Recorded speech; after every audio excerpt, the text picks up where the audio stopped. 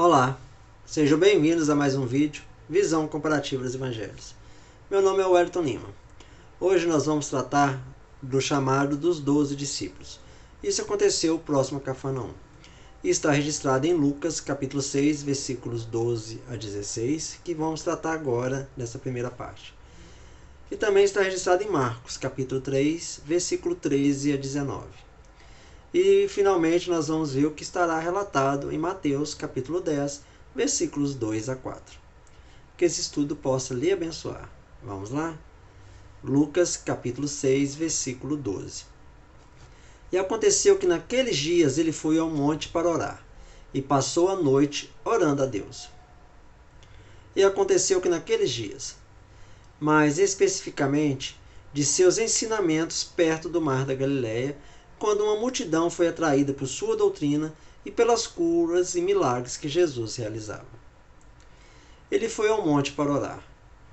Jesus, vendo o impacto geral recebido de sua aparição e o desejo que multidões manifestavam de serem mais informados sobre o plano da sua vinda e a natureza de sua doutrina, determinou-se a escolher um número de pessoas que iria ajudá-lo a sucedê-lo em seu trabalho ministerial.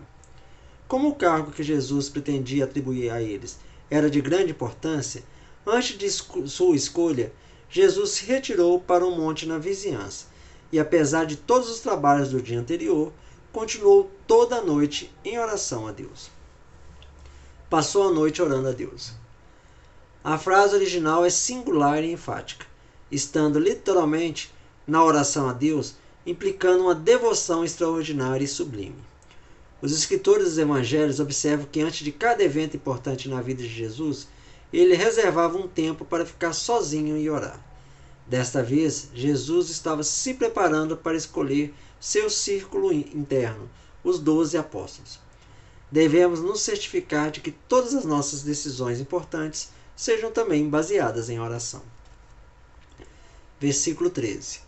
E quando já era dia, chamou assim os seus discípulos, e escolheu 12 deles, a quem também chamou de apóstolos. E quando já era dia, Jesus continuou a noite toda em oração a Deus. Muitas vezes pensamos que meia hora é um tempo muito longo para passarmos pensando e orando de modo privado. Mas o Senhor Jesus Cristo passava noites inteiras dedicado a estes deveres. E escolheu 12 deles. Jesus naquela época tinha vários discípulos, pessoas que se converteram a Deus sob o seu ministério. E dentre esses convertidos, Jesus escolheu 12, a quem designou para a obra do ministério. Estes foram favorecidos com extraordinário sucesso. Primeiro, porque eles foram levados ao conhecimento de Deus. Segundo, porque eles receberam sua comissão diretamente do grande chefe da igreja. E terceiro, porque, como Jesus os enviou, ele continuou a acompanhar a pregação com o poder do seu Espírito. Essas três coisas sempre se unem no caráter de um genuíno apóstolo.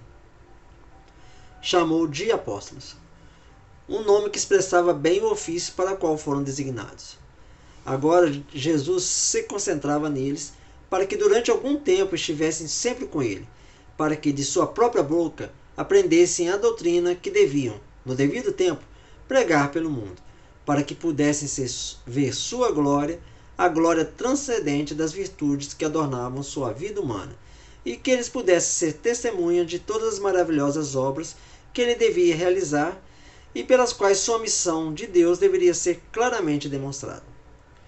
Os 12 eram, portanto, qualificados para suprir as pessoas com o alimento espiritual que seus líderes da religião judaica deixaram de lhes dar, e isto antes e depois da morte de seu mestre. Assim, quando eles continuaram com Jesus o tempo necessário para esse fim, ele os enviou por 2 a 2 para a Judéia, sobre o importante trabalho de preparar as pessoas para a sua recepção, que era o verdadeiro pastor. Por isso, Jesus os nomeou apóstolos, isto é, pessoas enviadas. Mas o nome foi mais particularmente aplicável a eles, e seu ofício foi elevado à perfeição após a ascensão de Cristo, quando os enviou a todo o mundo com a doutrina do Evangelho, que ele lhes permitiu pregar por inspiração, dando-lhes poder, ao mesmo tempo para confirmá-lo pelos milagres mais surpreendentes. Após a eleição, os 12 acompanharam Jesus constantemente. Viveram com ele uma família comum, como sua família, e nunca se afastaram dele, a menos que por uma indicação expressa. Apóstolos. O equivalente no aramaico, que Jesus falava, significava alguém que recebeu a comissão e autoridade explícita daquele que o enviou, mas sem capacidade de transferir seus atributos para outro. Jesus tinha muitos discípulos, alunos, mas ele escolheu apenas 12 apóstolos, mensageiros. Os apóstolos eram o seu círculo íntimo, a quem deu treinamento especial e a quem enviou com sua própria autoridade. Estes foram os homens que iniciaram a igreja cristã. Nos evangelhos, esses 12 homens geralmente são chamados de discípulos, mas no livro de Atos eles são chamados de apóstolos. A matéria-prima era a humanidade comum, mas Cristo moldou esses homens para serem os pilares da fundação da igreja que nasceu no Pentecoste, conforme registrado em Efésios, capítulo 2, versículo 20, onde está escrito: edificado sobre o fundamento dos apóstolos e dos profetas, do qual Cristo Jesus é a pedra principal de esquina. Versículo 14. Simão, a quem também chamou de Pedro, e seu irmão André, Tiago e João, Filipe e Bartolomeu. Simão, a quem também chamou de Pedro.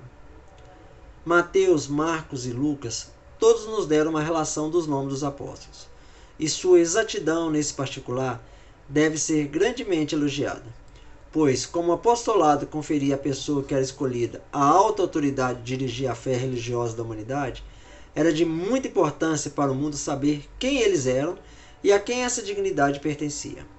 Em todas essas relações de nome, Simão é nomeado em primeiro lugar, não porque ele era de maior dignidade que o resto, mas porque ele era um dos primeiros seguidores de Cristo e o primeiro que foi chamado a uma participação declarada a ele, em uma pessoa cujo notável zelo e piedade fizeram dele uma espécie de líder entre os outros.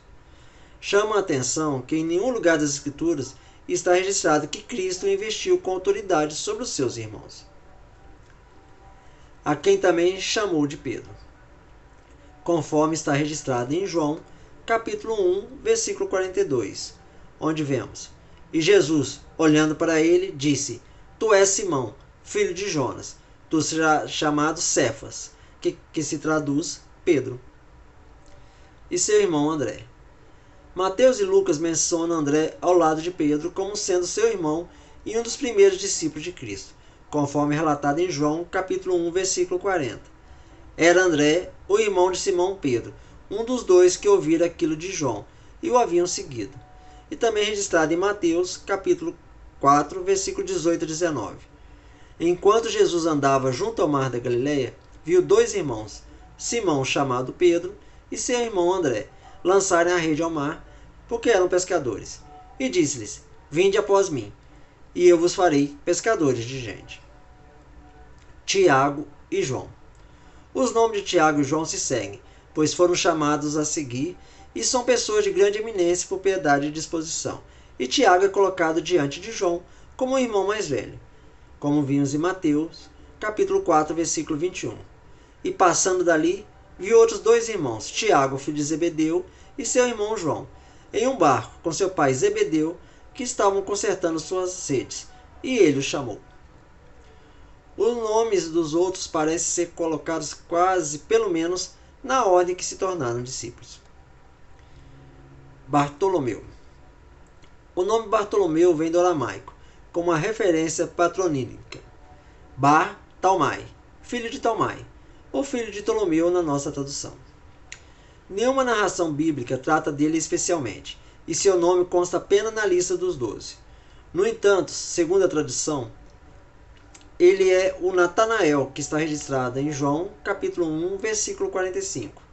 Filipe achou Natanael e disse-lhe: achamos aquele de quem Moisés escreveu na lei e os profetas, a Jesus, o filho de José de Nazaré. E também de que falam outras passagens. E isso fica evidente através da comparação entre os 4 evangelhos. Natanael significa Deus deu, e poderia ter sido seu nome próprio. Tipo assim, Natanael, filho de Ptolomeu. Versículo 15. Mateus, Tomé, Tiago, filho de Alfeu, e Simão, chamado o Zelote. Simão, chamado o Zelote.